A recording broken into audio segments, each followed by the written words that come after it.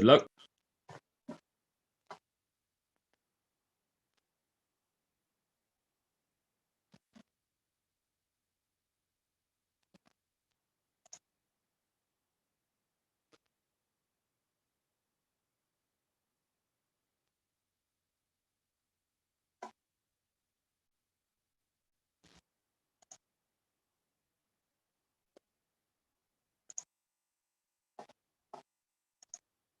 Good morning, everyone,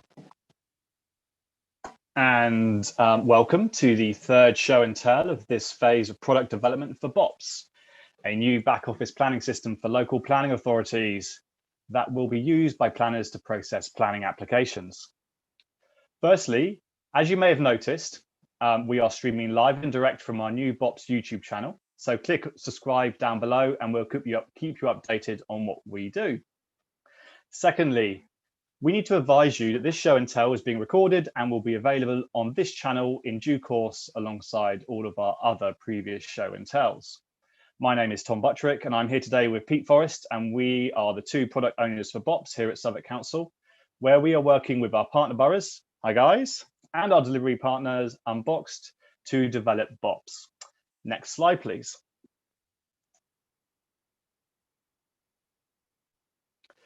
For those who are here for the first time, BoPs is a new software application that has been designed by and for local planning authorities. BoPs will process planning applications in a more efficient and intuitive way so that decisions can be made quicker and use less resources.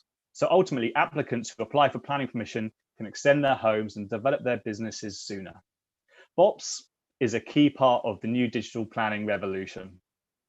Our users are planning officers who process planning applications every day, and the planning managers who review and issue those decisions.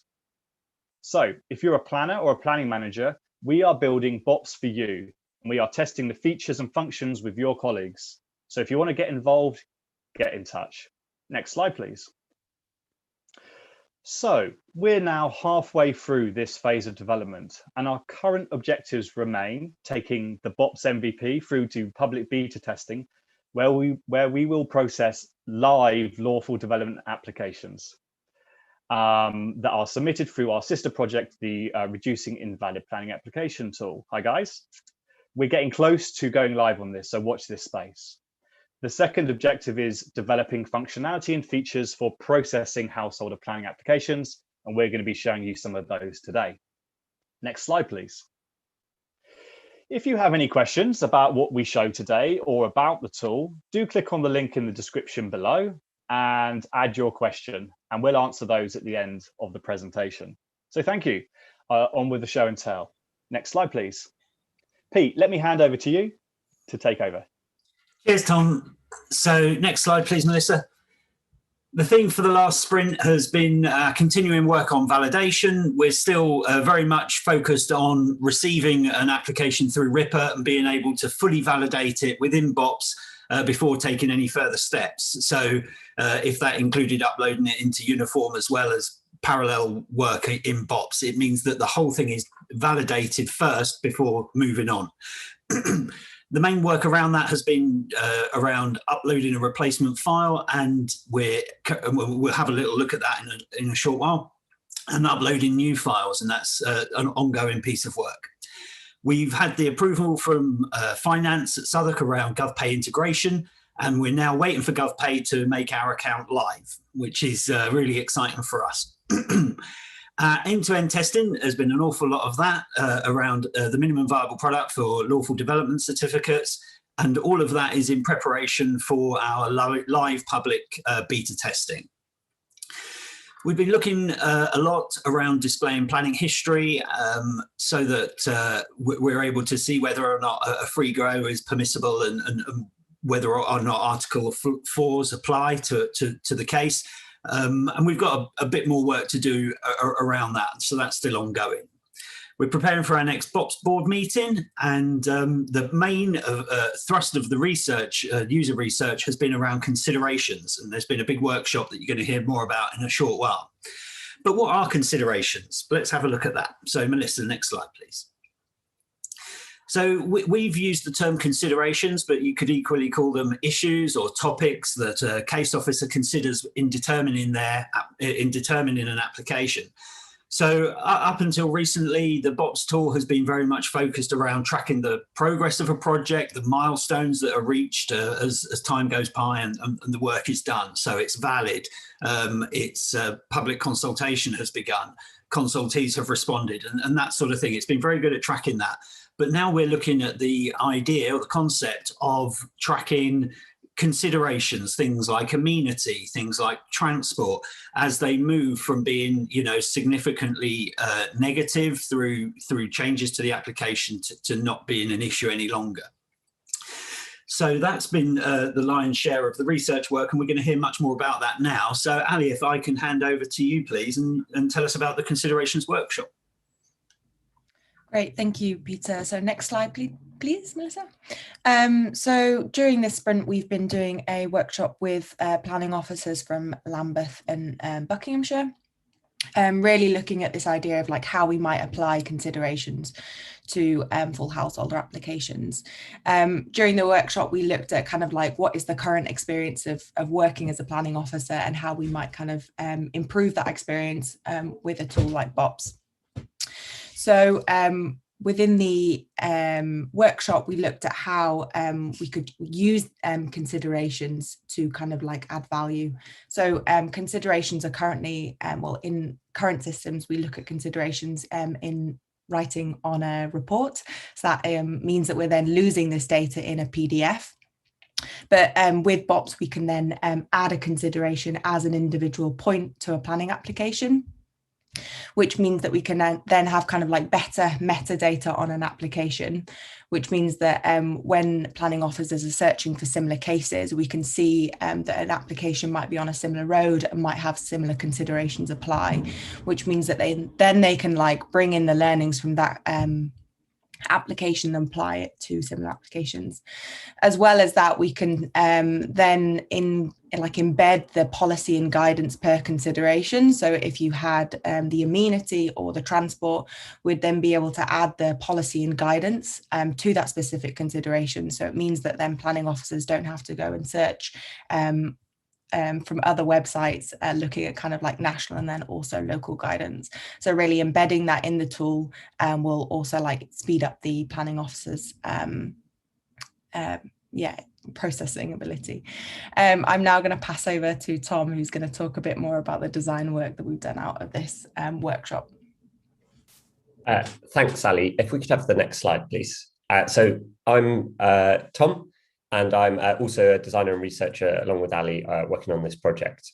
So from that workshop, there'd been some ongoing design work which had kind of sort of led us to the point of that workshop. And then since then, we've been really carrying on with this iterative design process. We've been proposing ways that considerations might be reflected in the way the tool works and the way it looks. And we've been creating designs and then taking them to users and quickly feeding back into this process to improve our designs. And this has kind of led us to the current state of play, which is, I don't think maybe where we're going to finish this work. It's still ongoing, but we feel it's really quite coming together and quite exciting at the moment. And so there's two aspects to this. And as Peter noted, that officers are often using spreadsheets to keep track of what's going on with applications sort of separate from whatever system they might be using currently. And what we're thinking is that there should be no need for these two things to be separate because it causes lots of issues and it's difficult to hand over between officers. So on the right-hand image, you can see at the level of a whole application, officers are being supported to add notes. And this would be for them to record where they're up to, what the latest action is, if it's required by them or they're awaiting a response, so that there's visibility for their managers and for themselves where they're up to for an application, supporting them to pick back up or to hand over as might be necessary. However, as Ali mentioned, another aspect of considerations is creating this data-rich picture of how applications are being processed and what's relevant in one location or in different cases to try and create more smart ways for processing applications. And so on the left-hand image, here you can see a design and heritage consideration. And again, officers will be supported to take work in progress notes and mark whether they need to come back to that or whether they're awaiting response. But as they go forward and move to assessment, they can mark what's significant negative impact or not, or whether it applies. And this starts to create this data-based picture of what's being considered for each application. And then that can support future comparisons or can help support ensure consistency going forwards for councils and planning authorities more broadly. So that's sort of where we're at to with considerations, but there's been wider sort of research work going on as well. So if we could have the next slide, please. And this has been really exciting to work on. We've been observing some of the end-to-end testing for the Lawful Development Certificate MVP for the minimum viable product. And this is the first time that we've previously, with all our testing for BoPs, we've been using historical applications that have been manually put into the system for us to test how it's being used. For the first time, we're drawing data through RIPA into BoPs. So we're getting the applicant-facing system, talking to the officer-facing system and pulling data through and being able to see how officers are dealing with applications coming through in this way. So there've been a whole range of testing going on across partner councils. We, as a design team, have observed 8 of these sessions, and we've got more planned. And if anyone would like to take part in this testing or see or has done testing, we'd love to sort of hear your insights from that process. As so far, we've gathered together our interim responses, and we've identified some insights in some main areas. Firstly, around document management. And we've identified some potential changes that might improve the usability of those, particularly to support quick viewing or downloading to measure or validate documents. Around proposal details, there's the potential to better structure that data. At the moment, it comes in one big chunk so that it's more easily searchable by officers so they can quickly find the data they need, particularly when it comes to assessment, finding the point that they want to check up against the policy. And making sure that that policy is easily discoverable and in place is a key part of some of the assessment improvements we could make. And then finally, around constraints.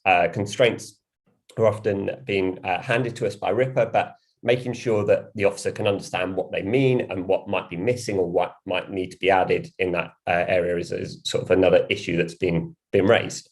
So from these insights and wider, we've collected together these interim responses, and we've put them on, we've sorted them initially as the design team onto this value and effort matrix you can see on the right. And so when we're talking about value as designers, we're talking about what is valuable to the user, what can deliver them a benefit in terms of efficiency or ease of use. And so we've sort of said, you know, this could have a big benefit or maybe less benefit, and what is going to be require lots of design and development effort and what has little design and effort. This is kind of an initial process, and we look forward to engaging partners to feed in more results and to help support us in understanding where value really sits. And hopefully this can support prioritization processes going forwards. So that's the end of the design and research work. I'm going to hand over to Melissa now. Thanks, Tom. So for the past 2 weeks, as we've mentioned, we've been focusing on requests for change support. And on this particular time, we've focused on adding support for documents. So since we are trying to move most of the communication that happens between a planning officer and an applicant to within the BoPs app, we've now added the ability to add a communication that requests for a replacement document on the planning application to be sent via email to the applicant. And then we've added the support for the applicant to respond in a whole new app. So what you see here on the right is the image that shows the API. And the fact that we have an API, it just means that anyone can create an application, can create a whole new application that can talk to our database. So anyone can create an applicant application that can now communicate with the BoPs database and have this back and forth between our app and another one. And then in the next step, we have created an example app that shows you exactly how to do that. So we right now have 2 applications, as you'll know. One is the web app for planning officers, and the other one is the web app for applicants who reply to planning officers. And this will be much easier when I actually show it to you in live. So let me give you an example of what we've been working on. So let's click over here. Now, for us to be able to request for a new document, we first need to have an invalid document on here. So I'm going to go over to our documents. And what I will do is I will mark this document as invalid. I will say it's not valid. It's missing a scale bar. And save. Mark that as invalid. Let's go back to the application. I'm going to say no. And you can see this is clearly marked here. We have an invalid document. So let's start a new change request. We're going to request a replacement document. And you can see here automatically our invalid document and the reason get loaded. And now we're going to send it. Right, so this has been sent, invalid document still there, and I can track the request here. He or she, they have 15 days to reply, and here are all the details. Cool, now I'm going to take off my hat of planning officer, and I'm going to put in my applicant hat, since I also happen to be the applicant that's on here. And I'm going to go check my email, and if we refresh, we now have an email from our back office planning system. You can see it contains the application's address over here, and it's asking me to take some actions. So let's go over here. I need to reply by 17th of June, or using business days instead of just standard 15 days. So this is 15 business days, and I can click on this and see why I've been required to upload a new document. So let's choose a file. Let's go and add this one, and let's submit it. Okay, my change request has been updated. I can see this is now set to complete, and if I click on it, there is a little preview of what I sent. Cool, so this seems to have gone through okay. And now I take off my hat of applicant and I put my hat on of a planning officer. Let's put these over here. So let's go back into our request for change and refresh. And I can see this is now responded. I can click on here to see the edit view of the document that's been sent to me. And if I go back into documents, my old document has been automatically archived and the new document is now associated with the application. So that's essentially what we've been up to for the last 2 weeks. Now, I'm going to go back to our presentation and I'll hand over to Tom. Thank you, Melissa.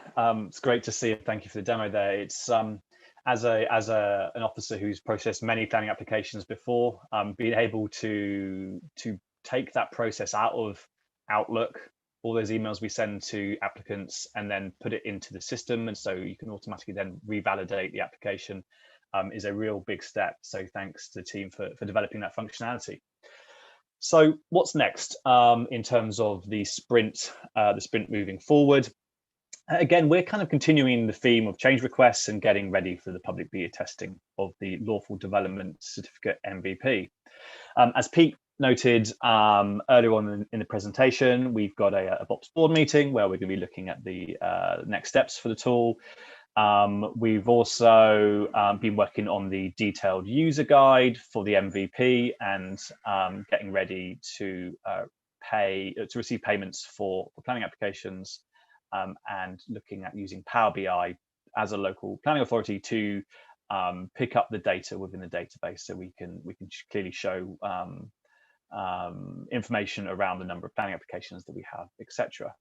But yeah, activities very much focused on further requests for change around redline editing, so actually being able to change the redline plan and the description of development. And yeah, as Tom also mentioned, and Ali mentioned, further end-to-end testing across partners in Southwark and Lambeth and Buckinghamshire. Next slide, please.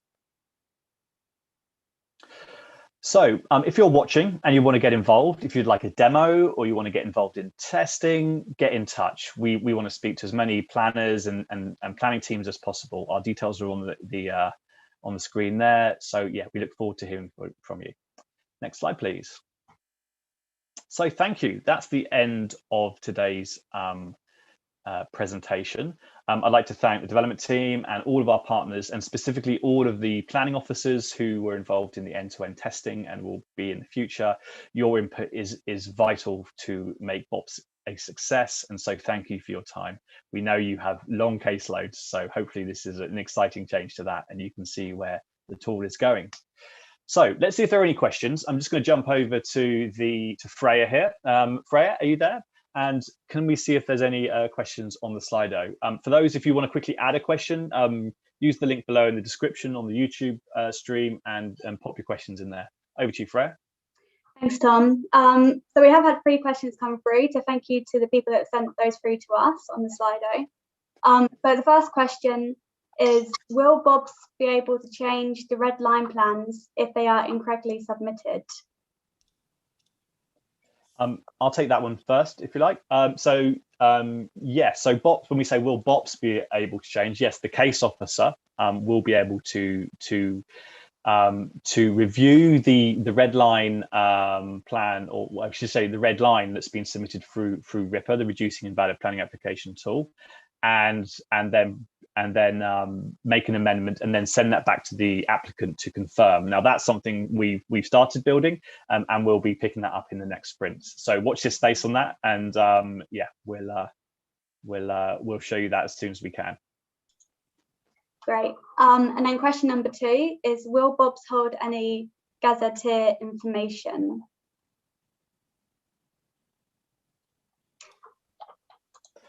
So yes, do you want to take that? No, Pete, you start, and then I'll jump in if I need to. So what's a gazetteer? So a gazetteer is a great long database around a database of geographical information. So in this case, the gazetteer will be the address database, and it's the place where when a planning authority receives a planning application for a new house, the new house is given planning permission, and then it needs an address. And sometimes planning authorities are creating whole new roads and having to assign all of those. So there needs to be a smooth process so that when somebody submits a planning application, that planning application can create an address, where, if it's granted, create an address, and then that address be added to the national database. At the moment, we're working on lawful development certificates, and there aren't any lawful development certificates that manifest new addresses. So at the moment, no, it's not a feature of BoPs, but in the future, yes, it will be a feature of BoPs, that if a new address is created through the process, then that process and the system must be able to add that address to the national database, the gazetteer. Thanks, Ray. Great, thanks, Pete. And then the third question we have is, I think this relates back to the demo that Melissa did. What if a user doesn't understand why their application is invalid, or the comments provided by the validator or planning officer? Can they ask for more details? That's a really good question. Obviously, the detail that's put in for the reasons for invalid is really important there. If I may just take a step back in the process, when an application is made valid, the applicant is sent the detail, well, it's sent an email confirming that the application is valid and the details of the case officer. So we'll be able to, we'll know who the case officer is. So if there is need for further clarification, the applicant can contact the case officer and ask for further information. There's an opportunity for a phone call as well, if that's required. But I think it's a really interesting idea, and it's something that we can look at in terms of we've created a functionality here where the applicant sends back an updated plan, and they could put comments in there as well. So that's an interesting piece of functionality we can further look at. So yes, obviously we still need to have that dialogue. If the applicant doesn't understand why the reason for invalidation. And yeah, we can look at that moving forward as well. If you don't mind, I'll just jump in. I was just going to say that isn't a functionality that we have currently, but that is definitely something that we can add, and I think it would add value because we don't want the applicant to then have to go back to email, and we want to really keep that communication going on within BoPs. So I think that is definitely something that we could add if we understand the need for it later down the line. So yeah, we can always add further functionality onto that change request. Definitely, and I think you're right. Moving away from Outlook would be only a good thing. And I think also, as Melissa showed in the demo, when the case officer sends something to an applicant, a change request or similar, it's logged. So there's a clear kind of audit trail of actually the steps that have gone through the application process, and that's really helpful. So any kind of further discussions or any further changes falling out of that, depending on how we build it, to be logged would be helpful. Good. Freya, were there any more questions? That's the only questions that we've had for now. But thanks again to the people that sent those through. Brilliant. Thank you, Freya. That comes to the end of the show and tell today. Thank you for your time. We really appreciate it. The next show and tell will be in 2 weeks' time on the 10th of June at 10:30. And we look forward to seeing you there. So thanks again and see you soon.